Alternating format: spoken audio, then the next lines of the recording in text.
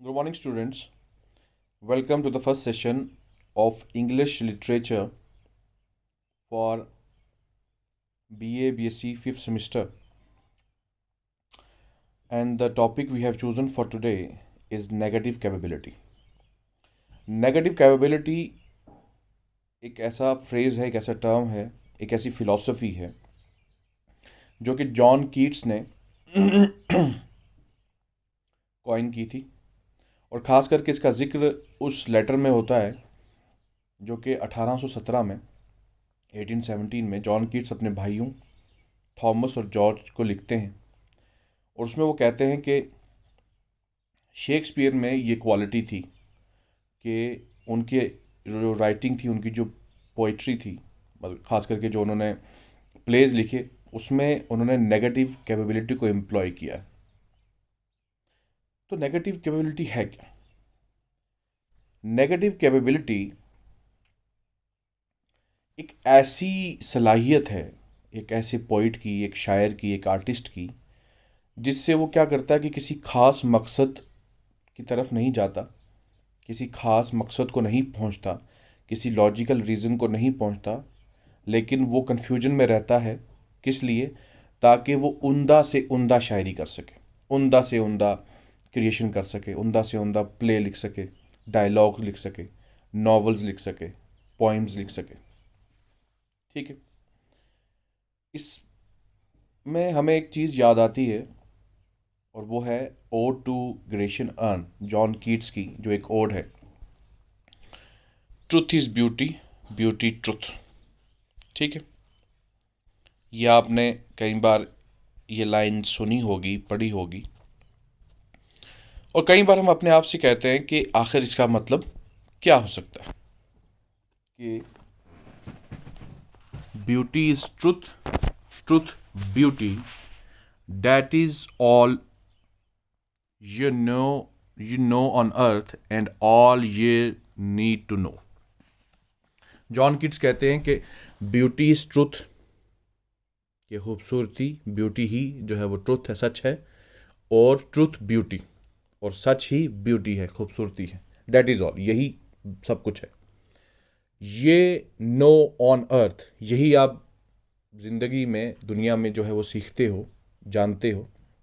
And all ye need to no, और यही वो सब कुछ है जो आपको जानना चाहिए, इससे ज़्यादा जानने की ज़रूरत नहीं है। अब इसको थोड़ा सा और समझने से पहले हम देखते हैं कि जो भाइयों को लेटर लिखा वो उसमें क्या कहते हैं। जॉर्ज थॉमस को जो लेटर लिखा गया 22 दिसंबर 1817 में, उसमें कीट्स कहते हैं, I had not a dispute but a discussion with Dilk upon various subjects. Several things dovetailed in my mind, and at once it struck me what quality went to form a man of achievement, especially in literature, and which Shakespeare possessed so enormously. कहते हैं कि मेरा कोई ख़ास dispute नहीं था डिल्की के साथ। डिल्की भी एक जो है वो शायर हुए हैं काफ़ी सारे, लेकिन हम काफ़ी सारी बातों पे हमारी जो है वो आर्ग्यूमेंट्स हुई, बहस हुई, हमारी डिस्कशन हुई, और एक ही चीज़ जो है वो एक डिस्कशन थी मेरी उनके साथ, जिस पे वो नहीं माने और मैं मानता था, और जो मेरे जहन में काफ़ी देर से थी वो ये थी कि आखिर एक इंसान को, एक आर्टिस्ट को, एक पोइट को वो कौन सी चीज़ है जो मैन ऑफ अचीवमेंट बनाती है, यानी बड़ा बनाती है। यानी एक पोइट को, एक अच्छा और ग्रेट पोइट क्या चीज़ बनाती है, एक अच्छे प्लेलिस्ट ड्रामाटिस्ट को जो है वो कौन सी चीज़ जो है वो बेहतर बनाती है और ग्रेट बनाती है। और खुद ही उसका जवाब देते हैं कि यही वो चीज़ थी जो शेक्सपियर पोजेस करते थे, यानी शेक्सपियर के पास थी, और इनॉर्मसली थी, यानी बहुत ज़्यादा मिकदार में थी। और वो थी क्या? I mean negative capability. That is, when a man of is capable of being in uncertainties, mysteries, doubts, without any irritable reaching after fact and reason. Coleridge, for instance, would let go by a fine isolated verisimilitude caught from the penetralium of mystery, from being incapable of remaining content with half knowledge. कहते क्या है कि क्या है, खुद ही explain करते हैं John Keats कि नेगेटिव कैपेबिलिटी क्या है। नेगेटिव कैपेबिलिटी वो चीज़ है कि जिससे एक इंसान कैपेबल होता है, उसमें एक सलाहियत आती है कि वो अनसर्टेनिटीज़ में रहे। अनसर्टेनिटीज़ का मतलब ये होता है कि कन्फ्यूजन में रहे, सर्टेनिटी जिसमें ना हो, यानी कोई बिल्कुल वाज़िया तौर पे कोई चीज़ जो है वो ना बता सके कि ये काला है, ये सफ़ेद है, ये गलत है, ये बुरा है, सॉरी ये गलत है और ये ठीक है, ये बुरा है और ये अच्छा है। ये सारी चीज़ें जो है अनसर्टेनिटीज़ में आती हैं। मिस्ट्रीज़ क्या हो गया कि ऐसी चीज़ जिसके बारे में आपको जो है वो कुछ नॉलेज ही नहीं है। जैसे इजिप्शियन ममीज़ हैं या जो फ़ैरोज़ की ट्रेडिशन थी, जो पुराने लोग थे, तो उनके बारे में आज भी मिस्ट्री बनी हुई है।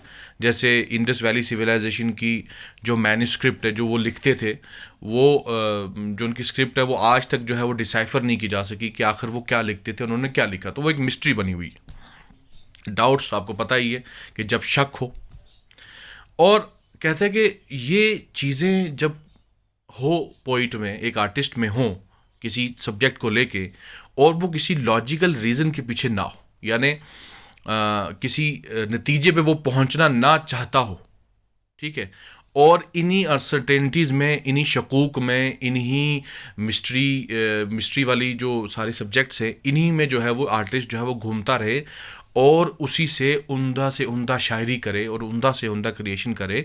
वो है नेगेटिव कैपेबिलिटी। साथ में ये कहते हैं कि ये चीज़ कॉलेज में नहीं है। क्यों? क्योंकि हमें ये जो है ये पता होना चाहिए इस बैकग्राउंड में कि कॉलेज जो है वो आइडियलिस्ट थे।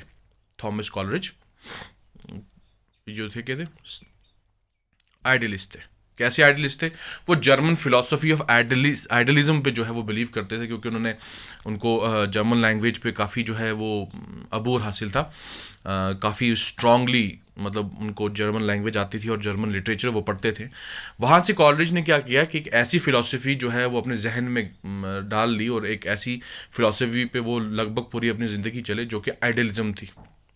यानी उनको वो एक ऐसी ट्रुथ के पीछे, एक ऐसी सच्चाई के पीछे जो है वो पूरी ज़िंदगी रहे कि जिससे वो किसी ना किसी लॉजिकल रीज़न पे आ जाएं, किसी ना किसी नतीजे पे आ जाएं। फॉर एग्जांपल, ये सवाल उनके जहन में आता था कॉलेज के कि आखिर इंसान जो है वो क्यों पैदा हुआ है, ये दुनिया यहाँ पे क्यों है, खुदा क्या है, ये सारी चीज़ें, ये मौत मरना, ये सारी चीज़ें क्यों हैं। तो वो इसके पीछे रहते थे कि मैं फाइनल ट्रुथ, जो रियल ट्रुथ है, वो समझ पाऊँ। लेकिन उसके बरअक्स जो हमारे कीट्स हैं, जॉन कीट्स, वो इसी में मज़ा ले रहे हैं, इन्हीं अनसर्टेनिटीज़ में, इन्हीं में अपने आप को खुश कर रहे हैं, और वो जानबूझ के अपने आप को इन चीज़ में डालते हैं। जैसे ओड टू ग्रेशियन अर्न है, उसमें भी लास्ट में इन्होंने ये बोल दिया, बड़ा ही कंफ्यूजिंग सा ये कपलेट है, बड़ी कंफ्यूजिंग सी लाइन है, beauty is truth, truth beauty, ठीक है।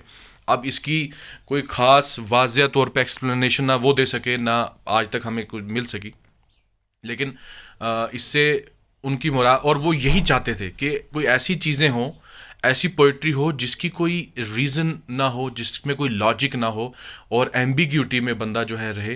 एम्बिग्यूटी में, एम्बिग्यूटी का मतलब हो गया कि जब दो आपके पास कई सारे रास्ते हों और आपको पता ना हो कि किस तरफ जाना है, दैट इज़ एम्बिग्यूटी, ठीक है। तो वो इसी में ही अपने आप को वो खुश करते रहे, मज़े लेते रहे नेगेटिव कैपेबिलिटी में। अब इसके पीछे एक बैकग्राउंड ये है कि जॉन कीट जो हैं वो 25 साल की उम्र में ही जो है वो मर गए थे, वफात पा गए थे। He died at the age of 25 years. बहुत ही यंग एज में उनकी डेथ हुई, ठीक है। आई थिंक ट्यूबरक्लोसिस से हुई। उस टाइम ये जो बीमारी है ये बड़ी ख़तरनाक होती थी। तो उनकी ज़िंदगी में जो ये अनसर्टेनिटी हुई, यानी उनको ये समझ आ गया कि ज़िंदगी का कोई भरोसा नहीं है, ज़िंदगी किसी भी वक्त ख़त्म हो सकती है। ये जो अनसर्टेनिटी थी, इस अनसर्टेनिटी ने कीट्स की जहन में ये फ़िलॉसफी लाई, कीट्स की वर्क्स में ये फ़िलॉसफी को पैदा कर दिया, जो कि अनसर्टेनिटी के ऊपर बेस्ड थी, डाउट्स के ऊपर बेस्ड थी। क्योंकि उनको खुद अपनी ज़िंदगी पे जो है वो डाउट था, क्योंकि वो जानते थे कि वो मरने वाले हैं, और वो ये समझते थे कि ज़िंदगी तेरा कोई भरोसा नहीं। इसीलिए उन्होंने कहा कि एक पोइट के लिए, अगर उसको ग्रेट पोइट बनना है, या अगर हम ग्रेट पोइट्स को देखें, लाइक शेक्सपियर को देखें, तो उन्होंने नेगेटिव कैपेबिलिटी को जो है वो यूज़ किया है अपने वर्क्स में। जैसे कि रोमियो एंड जूलियट देख लें आप। रोमियो एंड जूलियट में क्या है कि लास्ट में रोमियो एंड जूलियट जो हैं दोनों मर जाते हैं सुसाइड से। लेकिन ये कोई लॉजिकल रीजनिंग तो है नहीं, क्योंकि हम पढ़ते पढ़ते ये देखते हैं यार कि ये यहाँ पे अपने आप को रोक सकते थे सुसाइड से। अगर ये थोड़ा देर रुक जाते, वो आके बता देते, तो हो सकता था ये सुसाइड से बच जाए, लेकिन ऐसा नहीं होता। तो ये एक नेगेटिव कैपेबिलिटी है। हमारे जॉन कीट्स की ओड टू नाइटिंगेल, नाइटिंगेल उसमें भी जो सब्जेक्ट है वो एक डार्क सा और मौत को लेके, डेथ को लेके है, लेकिन कोई क्लियर कट रिजल्ट नहीं है। तो नेगेटिव कैपेबिलिटी वही है कि जब कोई आर्टिस्ट, कोई पोइट किसी क्लियर कट रिजल्ट के पीछे ना हो और वो सिर्फ ब्यूटी के पीछे हो, यानी खूबसूरती के पीछे, वर्क की, लाइंस की, वर्ड्स की, सेंटेंसेस की ब्यूटी के पीछे हो, और उस चक्कर में वो क्या करे, अपने आप को अनसर्टेनिटी में डाल दे, डाउट्स में डाल दे, मिस्ट्रीज में डाल दे, तो उसको बोलते हैं नेगेटिव कैपेबिलिटी। मैं अगर इस टर्म के लिए अगर कोई और टर्म जो है वो इसका अल्टरनेट अगर मैं लिखना चाहूँ, तो मैं इसको लिखूँगा एम्बिग्विटिक ब्यूटी। एम्बिग्विटिक ब्यूटी यानी एक ऐसी ब्यूटी, एक ऐसी खूबसूरती जो कि एम्बिगुअस है, यानी जिसमें जो है क्लियर कट कुछ भी नहीं है, सब कंफ्यूजन है, और इसी कंफ्यूजन से पैदा होने वाली जो ब्यूटी है वो है नेगेटिव कैपेबिलिटी। ठीक है, तो मुझे लगता है कि आपको ये थोड़ी बहुत समझ आ चुकी होगी कि नेगेटिव कैपेबिलिटी क्या है। तो अगर लास्ट में हम कंक्लूड करें कि व्हाट इज़ नेगेटिव कैपेबिलिटी, तो नेगेटिव कैपेबिलिटी एक ऐसी सलाहियत है एक पोइट की कि वो क्या करता है कि वो ब्यूटी के पीछे पड़ा रहता है, ब्यूटी के पीछे, खूबसूरती के पीछे।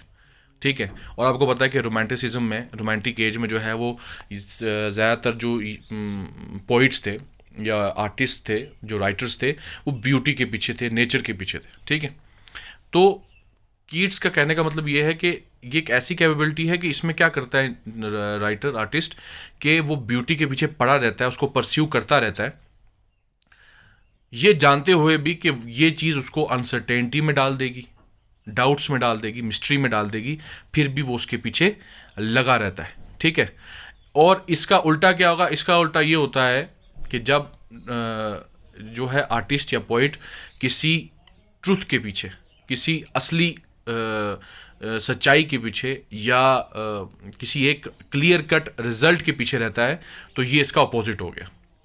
ठीक है, तो हम कह सकते हैं कि नेगेटिव कैपेबिलिटी एक पोइट की वो सलाहियत है कि जब वो अब लिखते हुए, राइटिंग करते हुए, पोइम लिख रहा हो या कुछ भी लिख रहा हो, ये क्या करे कि खूबसूरती के पीछे रहे और उसमें अपने सब्जेक्ट में अनसर्टेनिटी जो है वो डालता रहे, उसी के बीच में घूमता रहे, मिस्ट्रीज में, शक में जो है वो चलता रहे, कंफ्यूजन में चलता रहे, और किसी क्लियर कट रिजल्ट पे ना पहुंचे।